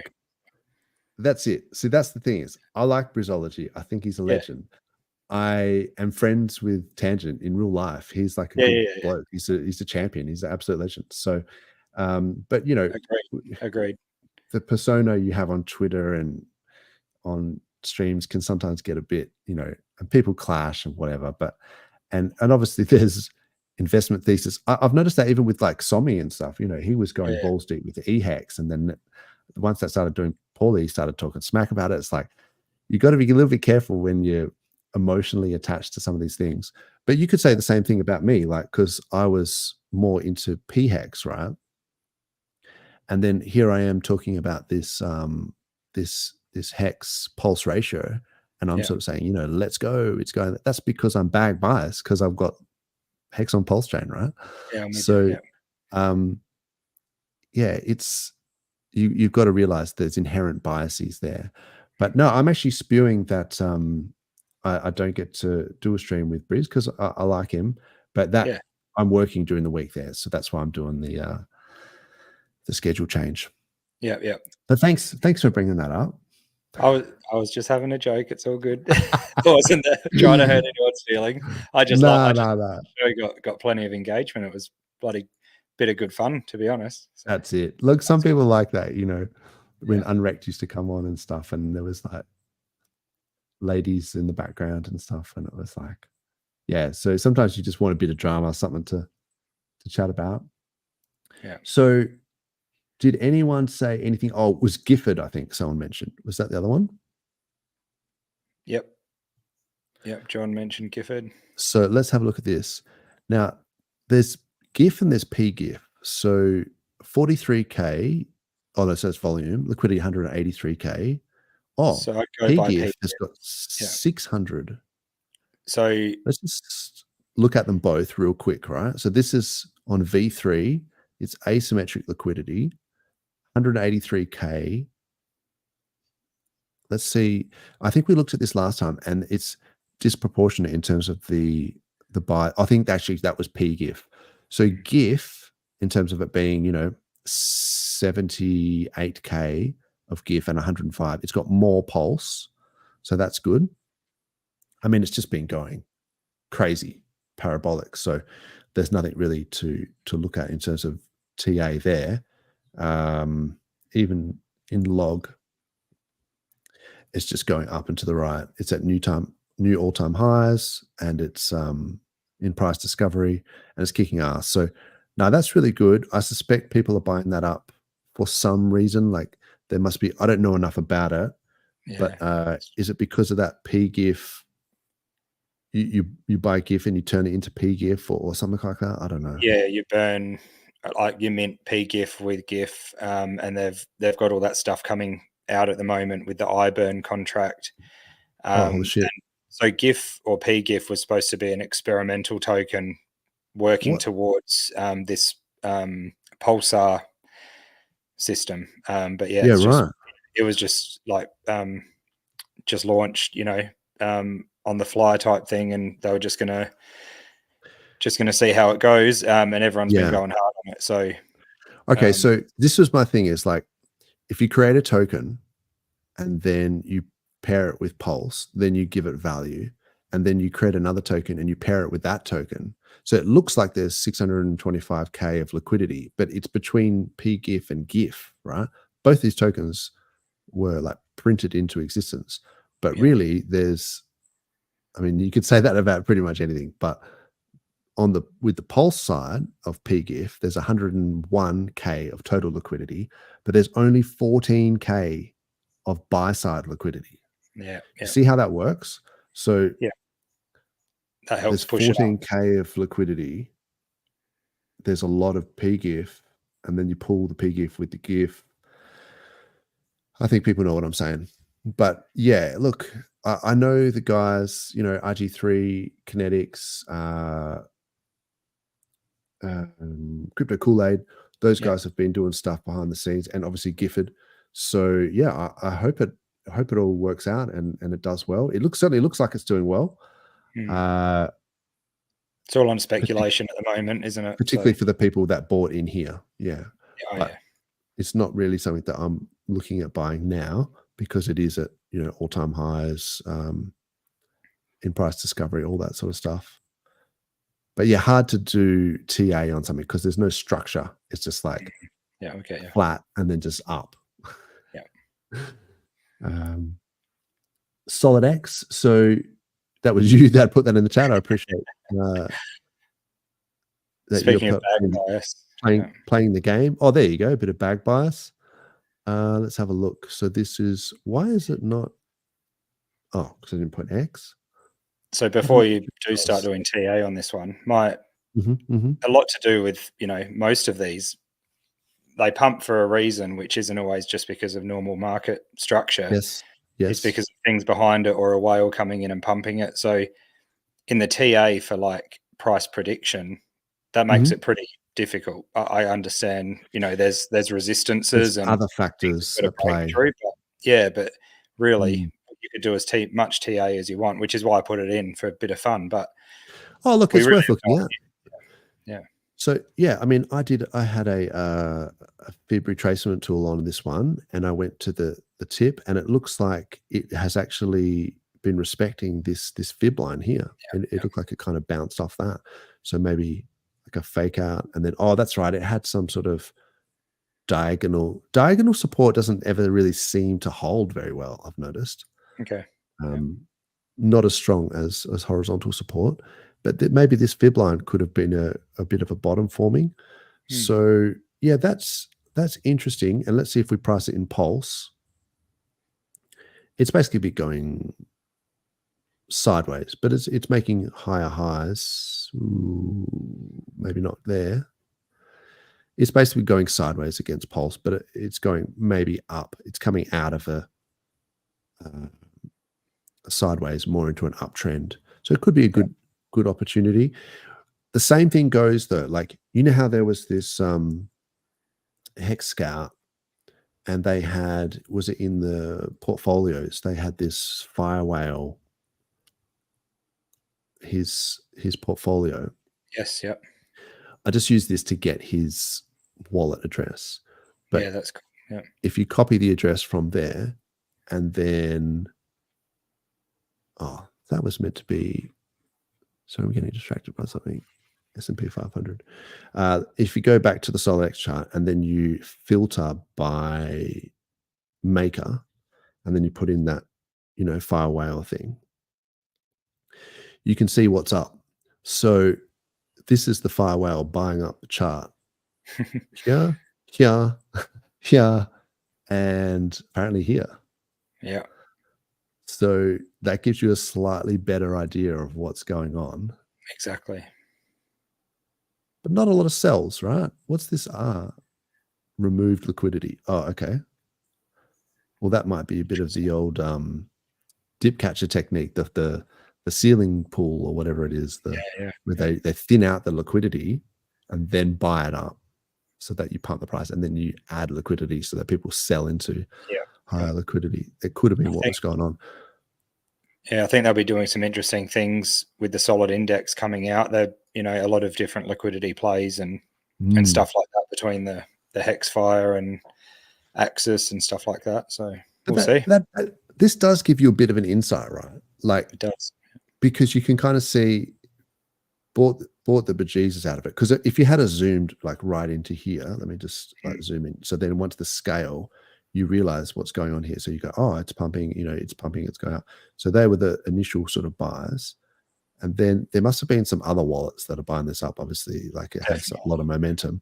And then someone's done a massive sell. One of the bigger whales has got out and he's tried to support the price. That must have been a pretty big buy. And then it sort of failed. And then it went, so then it's just gone down.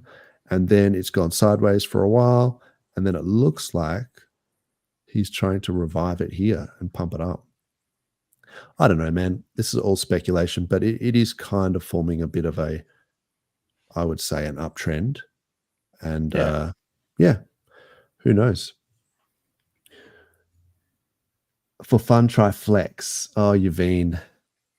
That's not going to be pretty, I don't think. Yaveen loves these protocols. Yeah, Yaveen was getting me to plot loan and whatever else it was. Yeah, I mean, fucks. I mean, the charts just look terrible. Even if you put it on log, it's still down forever. They got to go up one day, surely. Whew. I am slightly concerned about why these go down so much. Like, what kind of allocation did people have that they can just perpetually sell it down? The chart just doesn't look natural. You know what I mean? Like, it's just being sold off. So yeah, but anyway, that's just me being skeptical. Let's put it in terms of Flex versus Hex. Oh, it's still terrible. No. Yaveen, come on. Give us something. Give us but a keep watching. With, we love you, Ben. Yeah. But you know, we do. We love your work, and thank you for joining us. But she is. I'm assuming it's a guy. Is having a laugh there. So I get that. Are there any other? So check out Teve Scuba Steve. Oh man, I did ask for people to put in stuff. So is this even a thing? So is it Scuba? Scuba. Yeah, it's TEVE. Yeah. Okay. 138K liquidity. I think I'll just have to go faster because. Just give us the basic description. Looks like it's going a bit sideways, a little bit up. 69K liquidity on the buy side, sideways up. Someone cheated the top, most likely a founder, and then now it's going up. So yeah, looks okay. Doesn't look terrible. I've seen worse. I mean, this has only been around for a few weeks. It doesn't look that bad. Let's put it in terms of pulse. It's making higher highs at least, right? Look, I've seen a lot worse. But and it's got decent liquidity. Yeah. Look, That's I don't another think one it's that that bad. is probably. I know that's someone in the no permissions community, like with Randy Halasky. Their Telegram goes off with people launching and looking at doing new coins. I think this is one of them. And so it's going to be supported and integrated with, within the Nope community, including like liquidity and stuff like that. So it's got a pretty big following, that community now, on a Patreon. That just reminds me as well, just really quickly, that PulseCoin.io guys, they launched their protocol, and you can create your own tokens using their factory, token factory or whatever. And then there's things that they have with liquidity providing, liquidity meshing. I haven't really looked into it. I'm really bad with these things, but check out their white paper. Look at it. You can just launch it and then check out. Oh, so they do airdrops. Oh, that's right. So if you stake the Pulse PLSC, then you get some allocations of the coins that get launched on the platform, I think. Yeah. And then maybe these are the ones that people are airdropping. But I guess it's kind of like Go Pulse. You know how you can create your own token. Yeah. You can do that on 9-inch too now, I think. Yeah. Yeah. And I think, so Go Pulse does it. There's that launch guys, they're doing their launch pad thing. I don't think they've launched yet though. They had they've launched the coin to launch. That's right, yeah. So actually, how's that going? Is that still down and terrible, or? Soon find out. I haven't watched that one in a while. I think that you can only get allocations if you have this. Yeah, so 10 cents was basically the sack price. Mm-hmm. So it's still down. Anyway, I like Donovan. I hope he does well in the future. So let's see. And the Pulse coin guys, they seem good. That's the Hans P guy, right? Like the I should just look at their chart while I'm here. Because Hans P did a whole bunch of stuff for the community, and then so he's launched it. Oh yeah. Not too shabby. Scratch my balls in you. Okay. Classes have a laugh. I mean, you aren't doing the conference. Yeah, sorry, Briz, man. I can't do during the week. But we were going to. Oh, of course. Yeah, which others asked not to be on stream. What? Come on. Crazy. We all love you, Briz. See, this is funny. It's like there's this whole thing with the Tangang. I love the Tangang, but they're like refusing to do the conference, whatever. It's like, oh, come on, guys. Like, it's just, I don't know. I don't know the beef. I don't know the background, but I just sort of think, like, who cares? Just get on board and let's all just get along. Can't we all just get along? That's it. There was something to do with the fact that they didn't just immediately have a spot, I think, where everyone knew that you just had to sort of fill in that speaker form. And you can get involved. So it's all good. It's all good. Yeah, I don't know if that's a great reason to just boycott the whole thing. I mean, but the Tangang do their own stuff. Like, credit to them. They had a big space last night with hundreds of people in it for the 9mm drop. Yeah. And let's look at that 9mm thing. Oh, it's actually right here. And so, look, I think those guys are funny. I think, okay, so this got cheated pretty hard, and then now it's just sitting pretty. Not much to see, but that was the one that launched last night. Is there anything? This show is better when I'm not on it. Come on. That's a bit rough. There's just less tax talk. That's all it is. No.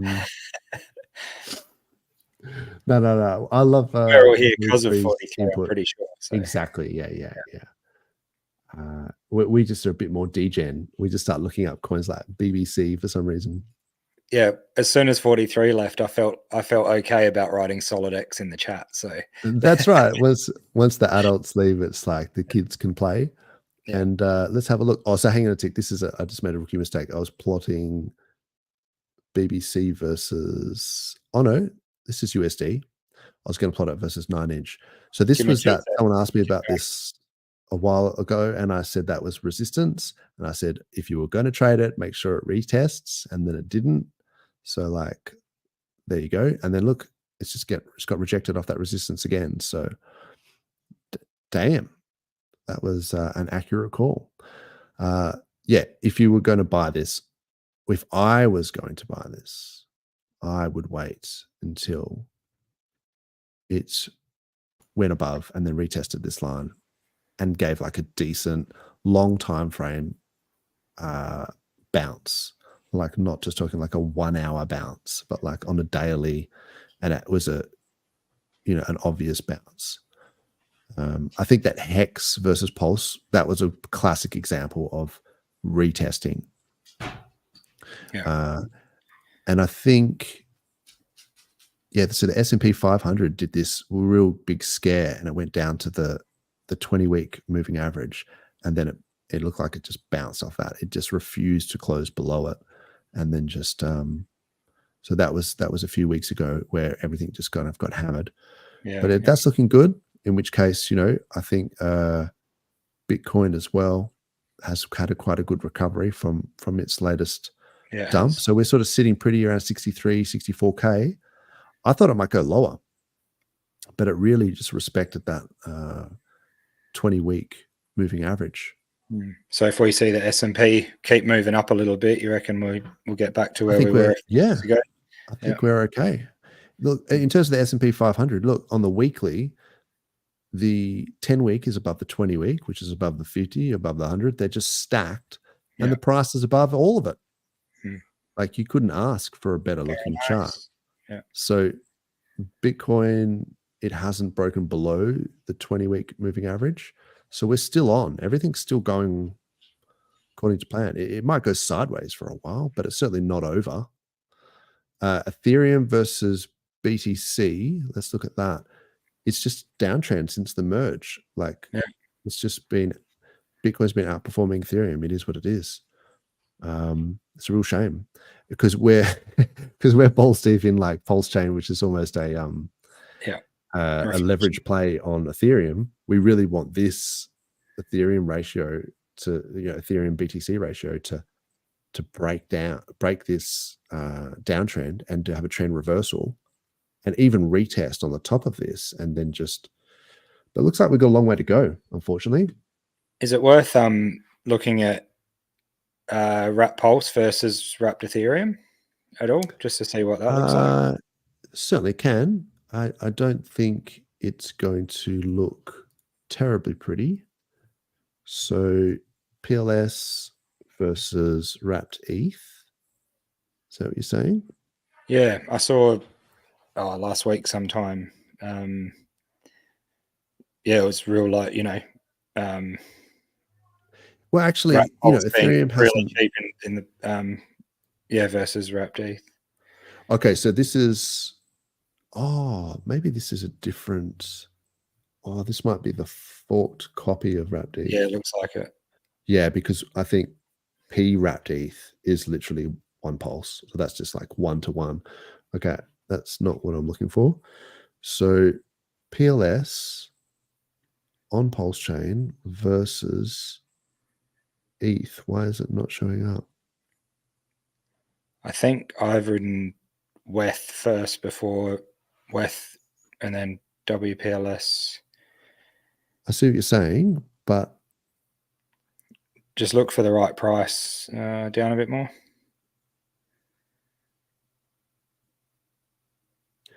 Yeah, I mean, that last one I thought it had 500K worth of liquidity. That's really interesting. I should actually look into that. There it is. Just up one.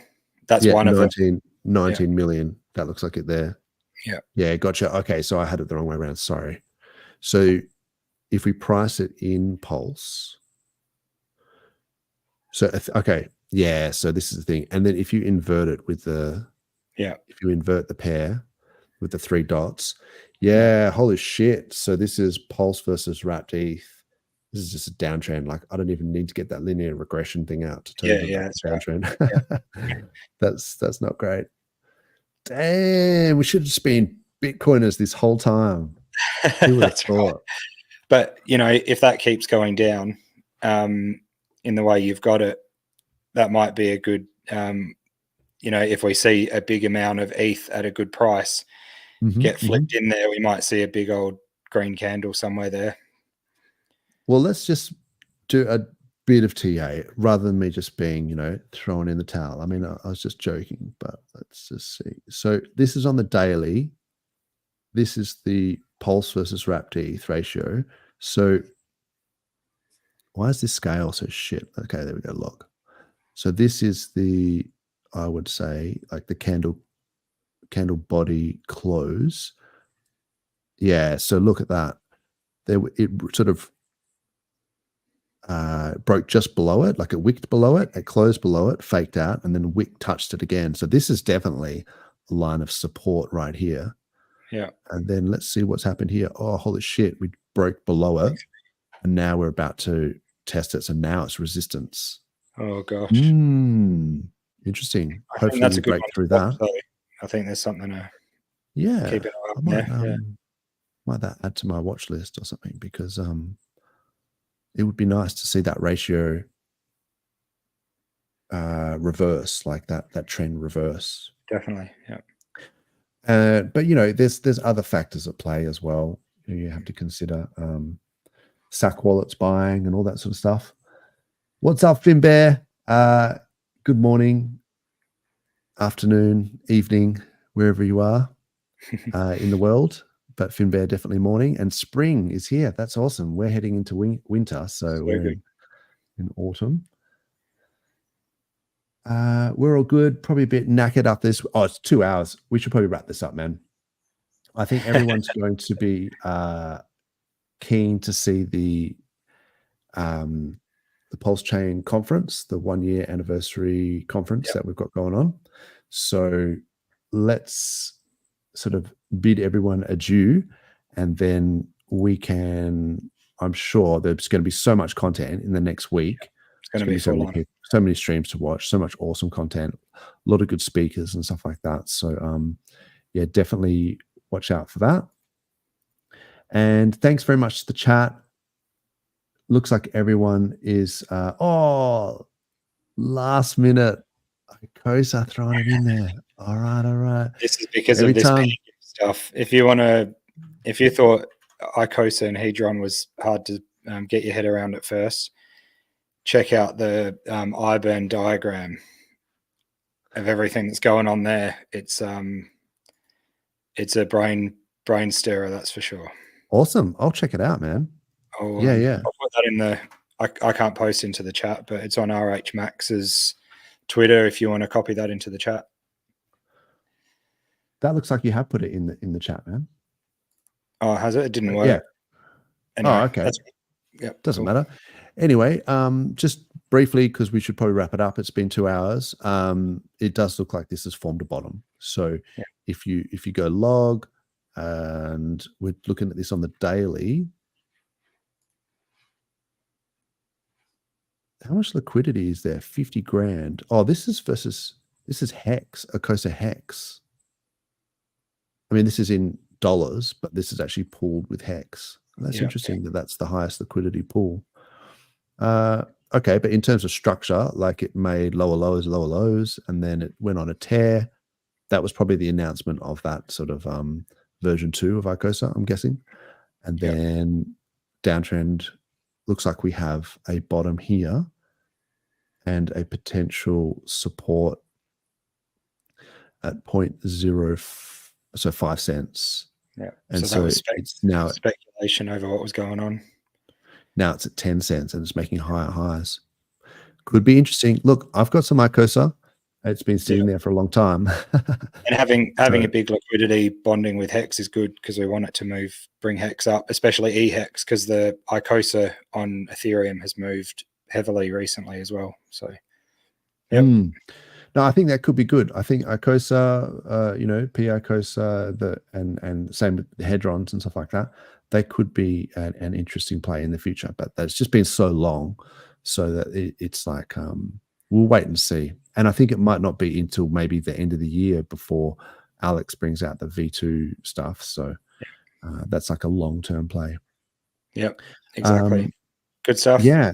Thanks, everyone. Thanks, Javine, Finbear, everyone in the chat. Oh, KD. Yeah. John, everyone, really appreciate the comments, and it's been fun. And definitely check out the PulseChain conference starting tomorrow. Definitely. I'll be there, and I'll be trying to pump us up. Looking forward to seeing you on there. Cool, man. Cool, man. Have a good weekend. Thanks, everybody. Thanks, everyone. Catches.